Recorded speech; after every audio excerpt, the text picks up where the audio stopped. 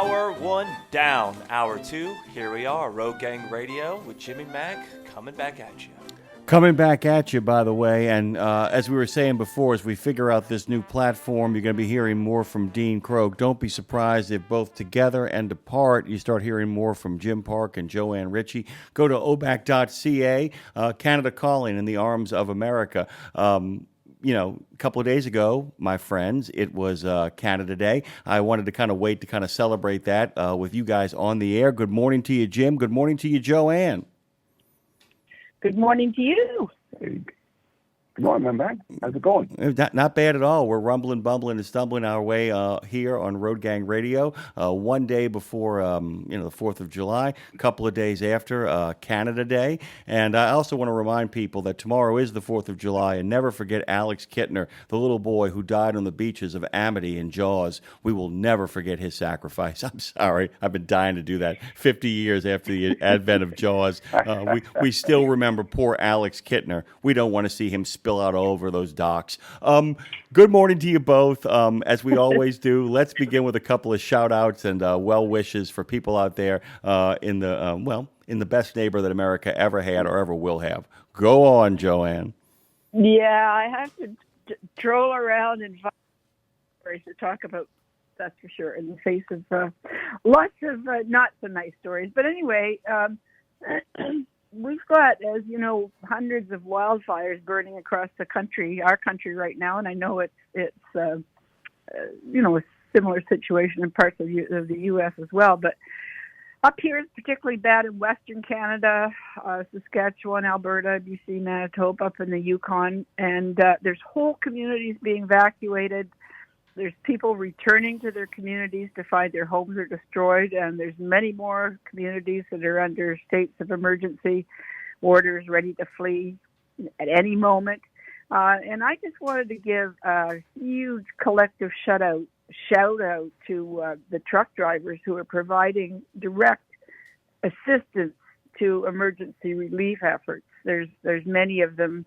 They're moving essential supplies and equipment and sometimes people, and they're working long hours and often under dangerous conditions, and I think they deserve to be recognized. Transport Canada, by the way, has recognized them, and in this case, as is the case in many situations like this, they've extended hours of service exemptions in several jurisdictions for drivers that are directly involved in the emergency response activity. But, there's individual companies who are stepping up as well. One that comes to mind, I'm sure there's others, but one that's been noted just recently is Manitoulin Transport, and they've been working with the SPCA to deliver emergency pet food supplies across Manitoba and Northern Ontario to animals that have been displaced. So, and I don't want to forget those drivers who are dealing with, road closures and detours that usually accompanies these emergency situations. That adds a layer of frustration and uncertainty to their jobs. So a heartfelt thank you to all of those drivers who, as usual, bring their patience and professionalism to any emergency situation. And by the way, I want to give a special shout out as a sometimes resident of California. After first responders helped out in the Los Angeles area, the way they helped out, I think everybody who is part of this great country down here owes all of those folks who do all of that work a big shout out on a regular basis. Like I said, best neighbors ever, and a lot of those same people who were doing the Lord's work up north of the border actually came down here to the United States to do it here as well. And people down here need to be reminded these folks are actually, remember, fighting a fire in Canada is often fighting a fire down here in the United States. It's all part of one big block of land, correct? Absolutely. And there's also equipment, fire bombers and that sort of thing coming both ways. Wherever it's needed most. So that goes on a regular basis on those agreements that the various states and provinces have with each other. So a huge operation. It's just sad that there's so much of our country burning at any one time, but there's those people that step up and help is, essential. And by the way, That's for sure. I never told you or Jim this before. I don't think I have. The first plane that touched the tarmac at Moynihan International Airport, now Louis Armstrong International Airport, after Katrina happened, the first plane that touched the tarmac was Air Canada. That's right. That's right. It was the first plane that arrived, and a big fight broke out. As a matter of fact, the FEMA guys didn't want to let him in. The sheriff's department of Jefferson Parish had a different opinion about its access to water for its citizens, and basically the 101st had to resolve. Anybody wants? That's a great story, by the way. Yeah, are we surprised? Well, what's really that's a crazy story because basically the FEMA guys were like, we're an authority here, we didn't okay this, and the sheriff of Jefferson Parish, who was a Chinese cowboy named Harry Lee, I'm not making that up, guys, Peak, Louisiana, he basically said, oh, no, it's our airport, and you'll get the hell out of here right now. And then the 101st showed up and said, actually, it's our airport. Thank you for your service, Sheriff Lee, and FEMA, get the hell out of here. I mean, basically, that's what it was. I mean, so the Canadians are always there first when we're in trouble. Just a big reminder that our fellow truck drivers up there across north of the border are often the first guys who actually show up and do all that work as well. Big thanks to them. You have a particular driver, though, for Martin Brower that you want to give a shout out to as well. Yeah, this is Alexey Khorev. He's just been named Canada's top driver in the 2025 Connected Operations Awards program that's sponsored by the technology company Samsara. Alexey is being recognized for his outstanding safety record and on-time delivery performance and customer service. But I just wanted to mention some of the numbers that he scored with his company's internal scoring system because they're really impressive. First of all, he works in the Greater Toronto area, so he's navigating one of our country's most congested urban environments, and he has a perfect safety score of 100. 98.2% on-time delivery rate, and that surpassed the company's target by 3.2%.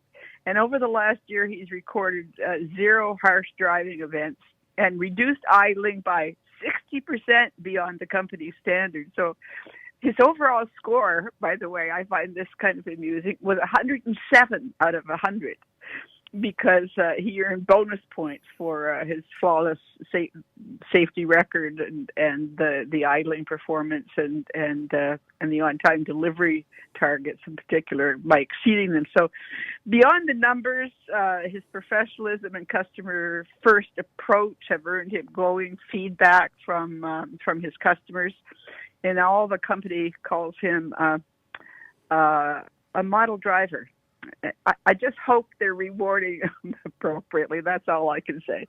But in any case, he gets a great big shout out from us for a job well done. You know, when I first read the story, Joanne, I won't lie to you, I thought at first that the company had given themselves an internal score of 107. I'm like, why is this a shout out? And then I got a chance to sit down, as I usually do, and then read through the whole thing. I went, oh, the company gave one of its employees that score. That is impressive. It's one thing when the company says, by our own metrics, we're amazing. We're good. Yeah, we're good. No, they were basically saying, oh my God, this guy, by the methodology we have set up, actually is beyond anything we could have imagined. They have the perfect employee is essentially what they're saying. Well, according to the system that they use, he's Canada's top driver. But as I said, I just that's the kind of little cynic in me saying I just sure hope they're giving him more than an award, that they're treating him well, and they're realizing what a gem they have. Any company that has a driver like that, and they do what they need to keep them for that performance, because obviously it's drivers like that are a pretty good asset to any company. Yeah, it's like I said, one of those things too. I always make a point. When the company praises itself, who cares? When the company actually praises its own employees, I'm actually going to pay attention a little bit. It's not just you, Jim. People aren't seeing weird things out there on the road. I actually made mention of this before with Dean Crow, because he and I were talking about yellow and white lines when he was just on the show. Something is happening with the paint on the roads north of the border, is it not? It is, in fact, yes. And a lot of people have asked that question, like, what's wrong with my eyes? How come I can't see? What's going on? There is actually a method to this madness, back in 2023, the Canadian federal government passed some environmental regulations regarding road paint. The yellow and white paint they use to paint the lines on the road. They were concerned about the volatile organic compounds, which are the materials that they put in paint to basically deliver the paint to a surface. And then once the paint is on the surface, these chemicals evaporate, leaving the paint behind, and that's the way it works. So they were concerned about, and this, you've probably heard these sorts of issues in relation to aerosol cans and air conditioning, coolant fluid and stuff like that. It's all the same sort of material. Excuse me. I do have a cold this morning, so I may have to bail on you here. Anyway, the government passed a rule requiring fewer or less volatile organic compounds in the paint. Consequently, the water-based paint they use now, as opposed to the oil-based paint that they used to use, doesn't stick as well, doesn't last as long. And the irony is, according to the mayor of Niagara Falls, Ontario, they have to go out and paint 2 or 3 times a year now instead of once a year. So it's more expensive. There's more traffic congestion, which causes its own air pollution, and it's more dangerous because now you have these paint crews out doing, road lining and tying up traffic, and folks get excited about that. And of course, if you don't stay on top of it, paint disappears and people have accidents because they can't see the lines on the road. Yeah, this is one of those. It's bizarre because this is one of those cases we talk about all the time with unintended consequences, where this is what happens with people who actually don't work in the field, actually start making policy. Because what you have here is and make sure I'm understanding this from the article I read and from what you just said, we have an environmental requirement for the paint that's being used. The problem is, in order to maintain the environmental requirement, it's actually putting more people in harm's way because the paint has to continue, and it's costing the province more because they have to keep employing people to keep laying down this paint. Now, there might be, in fact, you can make a case, there's a little bit of Keynesian supply economics going on here, because it's like the best way to keep somebody to give them a job is to literally build in obsolescence in the product they're using. So, I mean, these people will never want for a job because the lines will always fade. But that being said, it's also putting them in terrible harm's way. And I would make the case, too, in order to do the job, I wonder if they've even considered what the environmental impact of sending those people out there on a regular basis is, because you got to drive out there, all of the stuff that kind of goes into every single human being has a carbon footprint, and every time you use more and more people as a carbon footprint, you're actually doing damage to the environment. These are just kind of thoughts I haven't organized, but is that kind of what we're talking about here, Jim? That's exactly what we're talking about here. And the mayor had a great quote here. Jim Diodati is the guy's name, by the way. He had a great quote here. We're talking about the environmental consequences of this paint.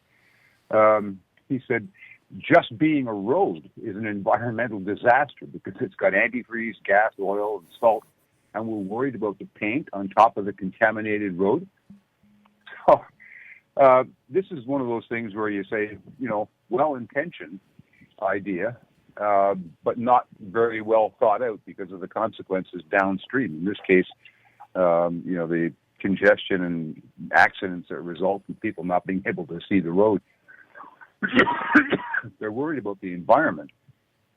You've got a road with traffic and, as he said, all the other stuff that leaks from cars. That is an environmental disaster any way you look at it. So trying to patch this up by not allowing the municipalities to use good paint, long-lasting paint, is just one of those head scratchers, I guess. It's really funny too. There is and by the way, actually, I did not make this up. Somebody once said that one of MacArthur's 5-point plans to win the war in Korea, and it was horrific, by the way, wanted to lay radioactive waste along the Chinese supply lines. Every supply line no matter what that supply line is radioactive waste. I'm being exaggerative, but you make a really good point that a road unto itself is an environmental hazard.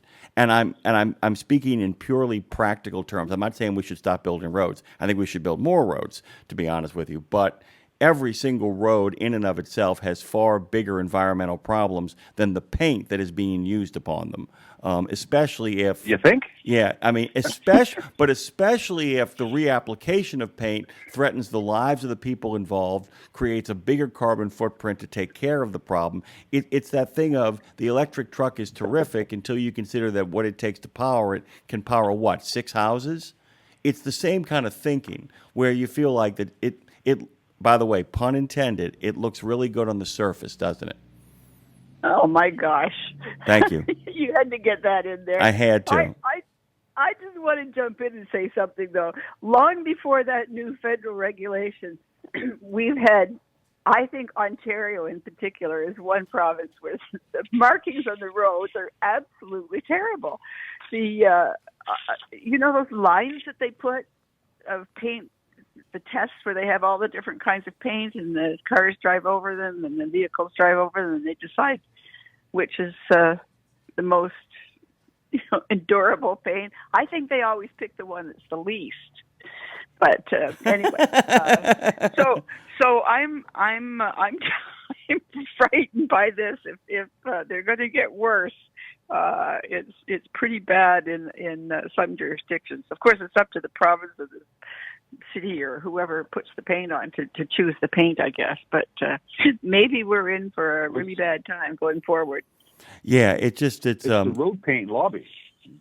They're all over the government to use this low VOC paint so they can sell more of it. That's all it is. Well, that's exactly it. I mean that is built-in obsolescence at its worst. I mean, there are places where built-in obsolescence is actually a great thing. People don't understand that built-in obsolescence isn't just about shoddy workmanship. It does allow companies that produce new.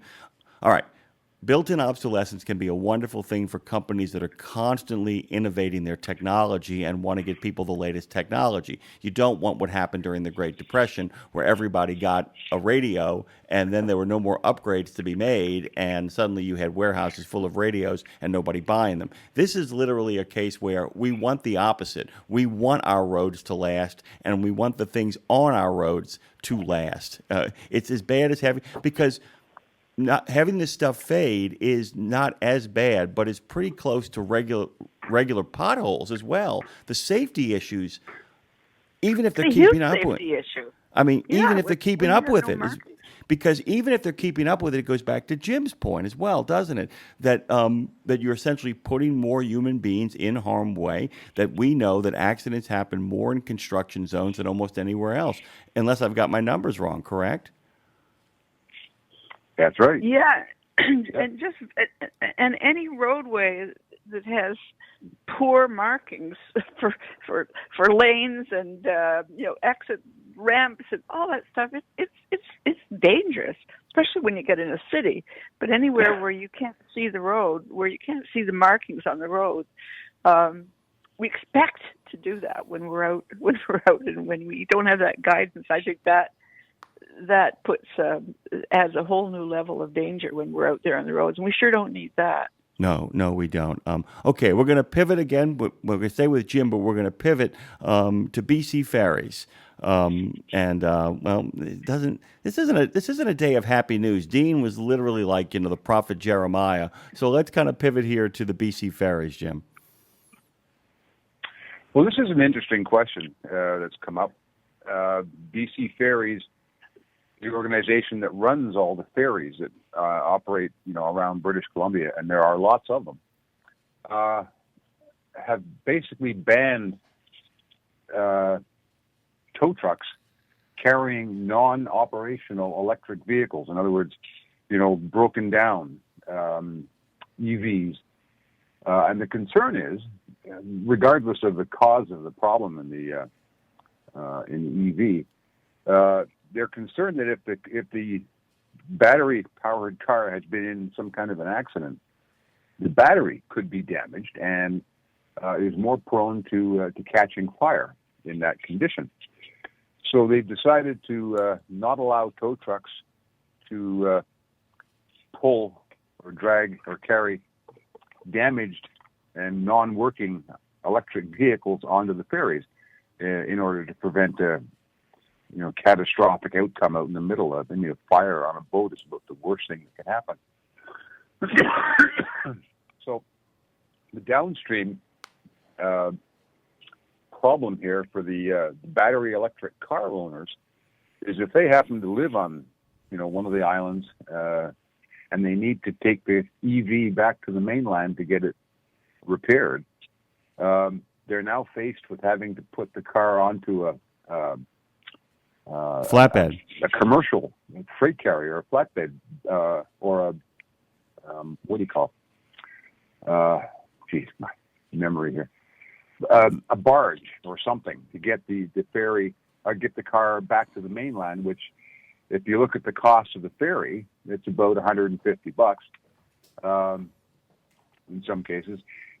Putting it on a barge or something could end up costing the owner of the electric car $1,000 or more to pay the extra charges and the freight handling and stuff.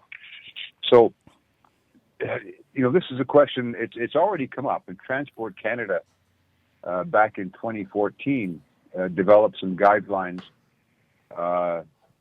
with regard to damaged batteries and where you could be, how to move them, where they could be moved, what conveyances.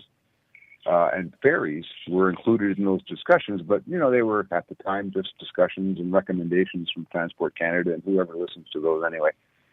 But now I guess BC Ferries has decided to take this seriously. So that, if you think about it, with respect to trucks, there probably aren't a lot of electric trucks, running back and forth between Vancouver Island and the mainland yet. But if these things do manage to take a foothold in the market, and there's going to be inevitably accidents and collisions and damaged battery packs on those trucks, what are the ferry providers going to do then when you have to start saying no to trucks? And what's the truck owner going to do when they can't get their EV back to the shop for service? So these are some questions that we are going to have to grapple with going forward. But it's just an interesting thing to think about now is, how do you get your car to the dealer for service if it's damaged? I would actually love to get our friend Jane Jazrawi, who lives over in the neck of the woods, to actually get some of her thoughts on this as well. It's like I said, it doesn't seem to be set up for much success in regards to EVs. I did want to ask you a kind of a forward-thinking question, Jim, about this. A lot of times when people's cars break down, they have a guy or a gal that can actually come to their place and do kind of the fixing for them. That is a time-honored tradition in North America. The great land of tinkerers. At some point, your friend Phil shows up with his bag of tools and gets to work on what you need to get done. I'm wondering if this might actually create a secondary market of people who can actually go places and repair EVs. I'm wondering if the long-term thing is like that somebody can actually bring their own kind of equipment out there and go to work on these things. It's not as easy. There's a lot more complications that kind of go into this, but do you see that as being a possibility, not tomorrow or next year, but somewhere down the line? It seems like a reasonable response to the problem. First thing, and I'm fairly confident saying this, you can't repair a damaged battery. Basically, it has to be replaced. And, they've learned through experience that once a battery is damaged, its behavior can be pretty unpredictable. Yeah. It can sit there in a parking lot for several days, after an accident, and then burst into flames, just because of the internal, construction of the battery and the chemistry and what have you. So I can't see anybody, with like Al's battery service, driving around places like Vancouver Island fixing broken EVs, because all the batteries are different. Different brands of cars have different batteries, different chemistries, et cetera, et cetera. So really, I think it becomes a question of how do you open up a channel to get these cars or whatever back to a place that can be serviced safely, without the risk of a fire on board a roll-on, roll-off type of ferry. And if they're going to set up repair shops and mobile services to do it, they're going to need the resources to repair all kinds of vehicles, not just one or two. Say what you want about the folks who make cars over in the German economic clusters or the the world of Detroit or even over in Japan. Those people actually think about the unintended consequences these days when they launch new products. The problem with having a product that actually gets its biggest start in Silicon Valley is, I always make the joke, remember, people who move fast and break things, that works at an intellectual level. It doesn't work when it comes to vehicles, and it could become a real problem. The unintended consequences of all the things they didn't think about as these things get onboarded across the country. We have a few minutes left here. I wanted to ask you both, and we'll start with you, Joanne. How did you spend Canada Day? I did absolutely nothing. Just puttered around my garden and kept a low profile. I was by myself, so I should say though that Canada Day and the celebration that many people were involved in was very different this year. It was much more about our elbows up Canada than it has been in the past. So, a very patriotic celebration. I read a number of stories. Somebody's made our country great again. Yeah.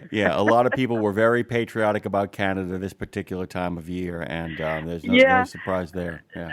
I just wanted to say though that since we're talking about broken down vehicles, I just wondered if you'd heard about the pair of jumper cables that walked into the bar and ordered a beer. What about the bartender said? The bartender said, "All right, okay, but don't you start anything." Oh my God, Jim, we're going to give you the last word because of that. By the way, I got to tell you, Joanne, you've really sparked me. Okay, go ahead, Jim. I went over to the local fairgrounds here and hung around for a few hours, listened to a couple of bands, and had some French fries off a chip truck. Just kind of hung out for a while. It was pleasant. I hadn't done that in a few years, and it wasn't any kind of great patriotic spasm. I just thought, hey, we should go over and see what's going on. Hey, by the way, I got to go to my doctor because I've had a couple of patriotic spasms the last couple of weeks, and I got to tell you, it's really acting up. I also wanted to make sure we got the Canada Day stuff in here, so I skipped this, guys. In case you're curious, the whole thing about the paint too. In the name of sweet mother of pearl, why would you actually create more traffic problems by changing the paint over at Niagara Falls? I just think it's the stupidest idea of all time. Right. Just, wanted to point out, I didn't want to let that get by if I got a chance to get to your Canada Day experiences, but now since we've taken care of them, hey guys, here's an idea. Don't make a tourist attraction a perpetual state of construction zones. Just forward thinking. I love you both. We're going to get you on here more. We've got you now 2 times a month. We're going to ramp this up, get you on both on Nemo Nation and a whole bunch of other places. Thank you both so much. Love having you on. Okay, thank you, and happy 4th. Couple of weeks. By the way, Canada Happy 4th of July to you. Thank you, sir, and happy Canada Day to all of you guys out there who celebrated this year, and we will have a safe celebration as well on our side of the fence. It's a very, very good fence for good neighbors. Jim and Joanne from obac.ca.